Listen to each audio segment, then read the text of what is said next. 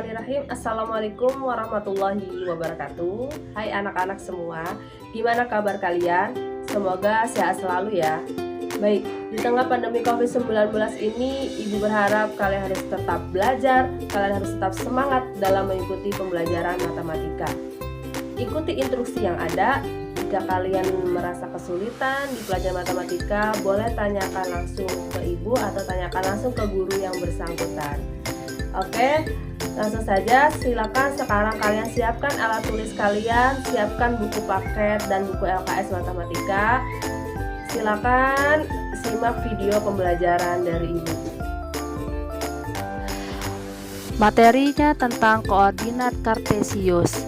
Nah, koordinat kartesius ini tidak asing di telinga kalian, karena pada saat kalian duduk di bangku sekolah dasar, kalian sudah pernah mempelajarinya.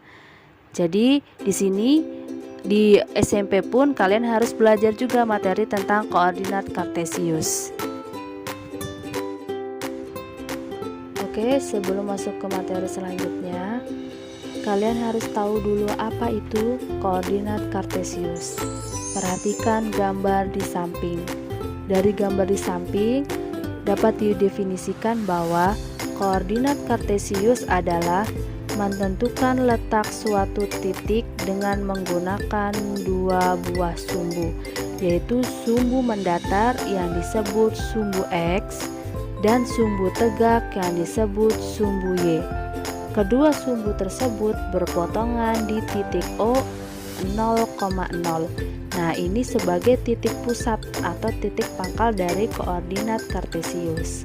Nah, untuk sumbu X yang ada di sebelah kanan angkanya bernilai positif dan yang di sebelah kiri angkanya bernilai negatif. Kemudian yang di sumbu Y, angka yang ada di atas itu bernilai positif. Angka yang di bawah di sumbu Y bernilai negatif. Jadi kalian jangan sampai ketukar ya anak-anak. Oke. Materi koordinat kartesius yang harus kalian pahami dan kalian pelajari adalah: pertama, ada posisi titik terhadap sumbu X dan sumbu Y. Kemudian ada posisi titik terhadap titik asal 0,0 dan terhadap titik tertentu A, B. Kemudian yang ketiga, ada posisi garis terhadap sumbu X dan sumbu Y. Tapi untuk pertemuan sekarang, Ibu hanya menjelaskan materi posisi titik terhadap sumbu X dan sumbu Y.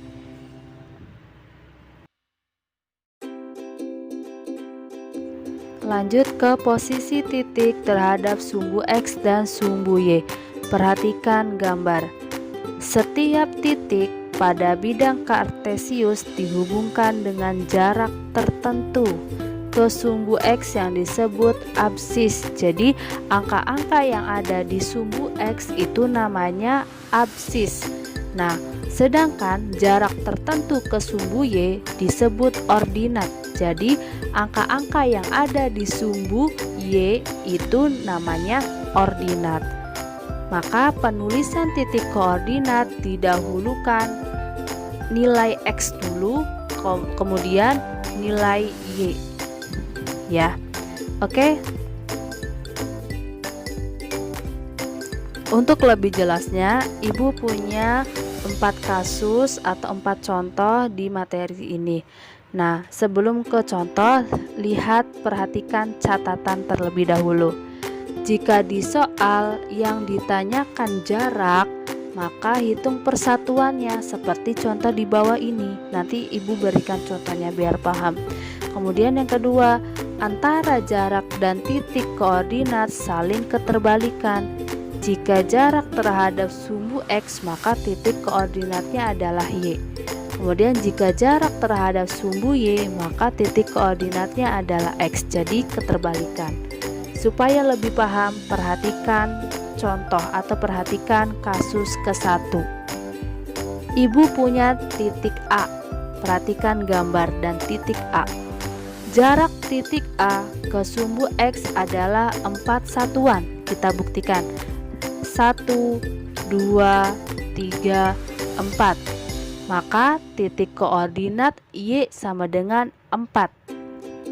ingat kembali ya, catatannya bersifat keterbalikan. Oke. Sekarang jarak titik A ke sumbu Y adalah 7 satuan. Kita buktikan. 1, 2, 3, 4, 5, 6, 7. Maka titik koordinat X-nya adalah 7. Jadi penulisan titik koordinatnya adalah, ingat penulisan titik koordinatnya nilai X dulu, yaitu 7, kemudian nilainya 4, jadi 7,4, dimana absis titik A nya adalah X sama dengan 7 dan ordinat titik A nya adalah Y sama dengan 4. Nah, itu contoh yang pertama. Kemudian perhatikan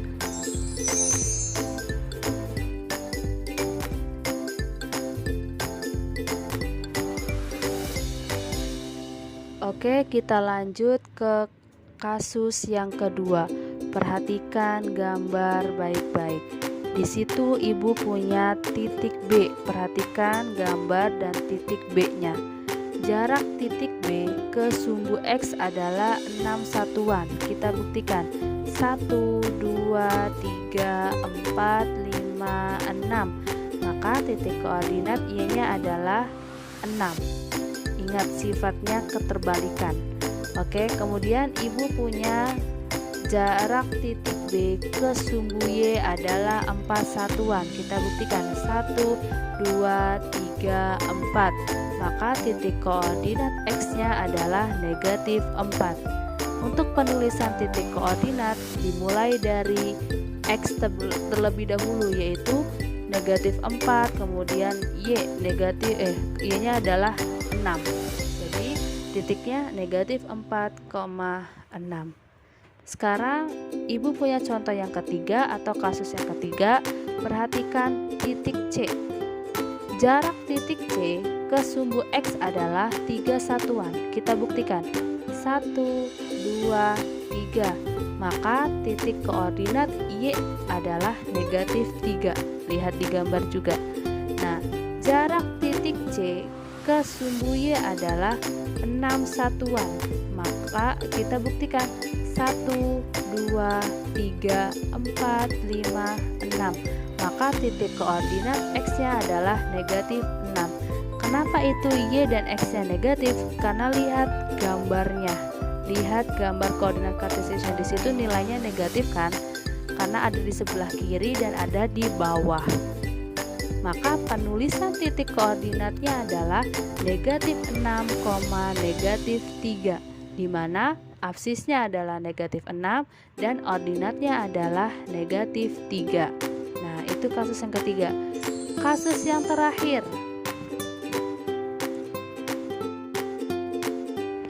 Kita lanjut ke kasus yang terakhir, yaitu kasus 4. Perhatikan baik-baik.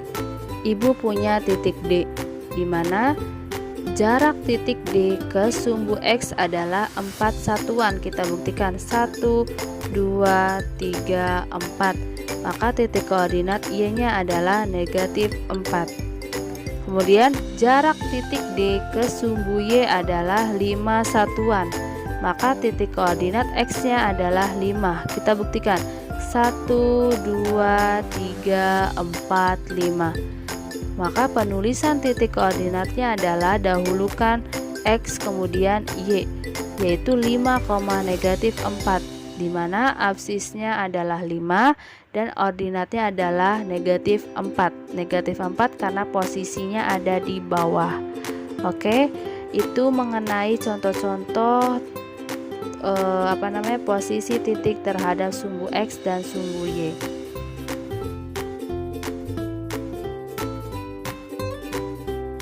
Nah, sekarang lanjut ke contoh yang lain. Jadi contoh yang kasus 1 sampai kasus 4 itu jika yang ditanyakannya jarak, maka cara menghitungnya seperti itu.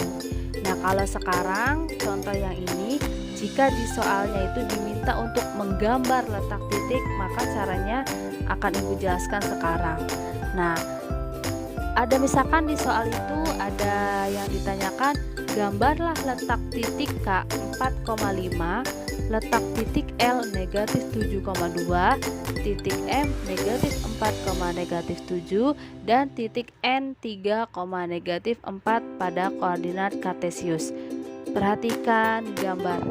Nah, untuk gambar letak titik K 4,5 berarti 4 ini berada di sumbu X.